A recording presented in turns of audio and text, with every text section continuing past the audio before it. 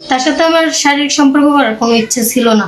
মানে এরকম জোর জবরদস্তি করে সে আমার সাথে শারীরিক সম্পর্ক করে। যখন আমি তার বাসায় যে বলি যে এটা তো করছেন, বিয়ে শাদী করবেন নাকি, সে আমার সাথে জোর করে এটা করে আজকে সে আমার সাথে বিবাহ করতে চায় না।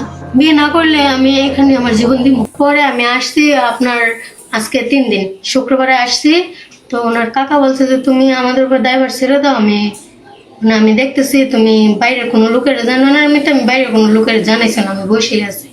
তো কালকেও বলছে যে আজকে বিয়ে পড়ানোর কথা, কিন্তু এখন পরে নাদিমের সাথে আমার সম্পর্ক, তার একটা বিয়ে দেওয়া, তারপরে এমনিতে কথাবার্তা চলে ফোন কলে। তারপরে আমরা যখন অ্যান্ড্রয়েড ফোন চালানো শুরু করি তখন মেসেঞ্জারে, হোয়াটসঅ্যাপে মাঝে মাঝে ঝগড়া হলে সে আমার ব্লক করে দিত, কয়েকদিন যোগাযোগ করতো না, আবার সে যোগাযোগ করতো। করতে করতে সে যাই 4-5 বছর চলে যাওয়ার পরে এবারে সে বিদেশ যায়। যাওয়ার পরে এদিকে আমার বিয়ে দিয়ে দেয়, মানে ও দেশে আসার পরেই আমার বিয়ে দিয়ে দিই।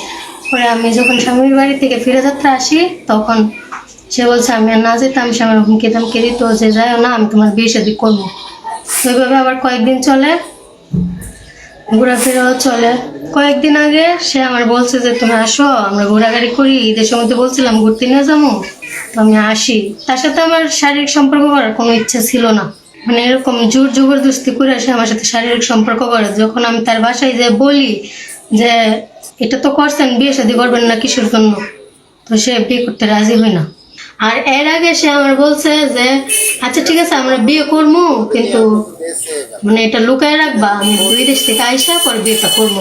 নাদিমের পরিবার বলছে এইটাই, বলছে যে আমি চুপ করে থাকতাম, হেরার উপর বাদ দিতাম। তো বাদ দিয়ে আজকে 3 দিন হয়েছে, এখনো কোনো কিছু পাইছি।